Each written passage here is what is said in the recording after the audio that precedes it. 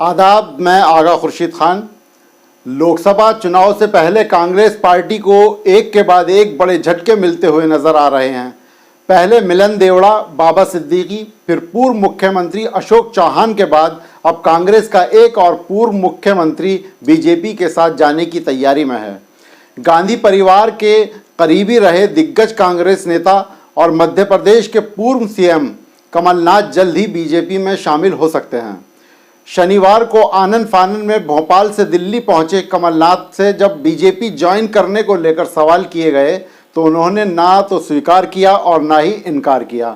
हालांकि कांग्रेस लगातार इन अटकलों को खारिज कर रही है कि कमलनाथ बीजेपी में जा सकते हैं। सवाल यह है कि जिस कमलनाथ को पूर्व प्रधानमंत्री इंदिरा गांधी जी के तीसरे बेटे के तौर पर देखा जाता था, वे पार्टी छोड़ने के कगार पर कैसे पहुंचे। कमलनाथ का कांग्रेस का दामन छोड़ने की खबरों के बीच हर किसी के जहन में यही सवाल है कि कमलनाथ का कांग्रेस से मोहभंग क्यों हुआ। जिस नेता के नेतृत्व में मध्य प्रदेश विधानसभा का चुनाव लड़ा गया है, जिस प्रकार मध्य प्रदेश विधानसभा चुनाव का पूरा कमान कमलनाथ के हाथ में था, फिर आखिर ऐसा क्या हो गया कि विधानसभा चुनाव के बाद कमलनाथ धीरे धीरे कांग्रेस पार्टी से दूरी बनाना शुरू कर दिए। सवाल कई हैं जिसका जवाब जब हमने टटोलने शुरू किया तो उसमें कुछ महत्वपूर्ण बिंदु सामने आए, जिसमें एक ये कि मध्य प्रदेश विधानसभा चुनाव में कांग्रेस ने कमलनाथ के नेतृत्व में चुनाव लड़ा। प्रदेश की 230 में से भाजपा ने 163, कांग्रेस ने 66 और भारत आदिवासी पार्टी ने 1 सीट जीती थी।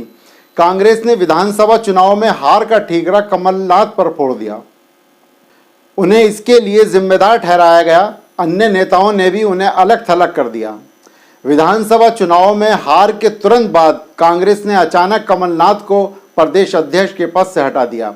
बताया यह भी जा रहा है कि राहुल गांधी के करीबी जीतू पटवारी को प्रदेश अध्यक्ष बनाते समय ना तो पार्टी ने उनसे उनकी राय जानने की कोशिश की, ना ही कमलनाथ को प्रदेश अध्यक्ष पद से हटाने से पहले उन्हें कोई फरमान जारी किया। भले ही सार्वजनिक मंच पर उन्होंने इसे छिपाया, लेकिन पार्टी के इस रवैये से वे अपनी नाराजगी नहीं छिपा सके।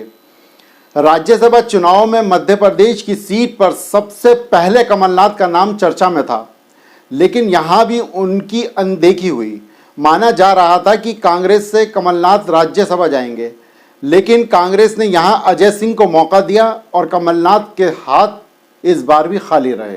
इसके अलावा प्रदेश प्रभारी रणदीप सुरजेवाला और जेपी अग्रवाल से कई मामलों में विवाद के बाद पार्टी का कमलनाथ गुट के नेताओं को दरकिनार करने से कहीं न कहीं कमलनाथ आहत हुए और इसका परिणाम आज साफ तौर पर देखा जा सकता है।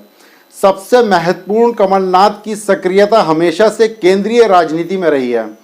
2018 के विधानसभा चुनाव से ठीक पहले उन्हें मध्य प्रदेश में भेजा गया था।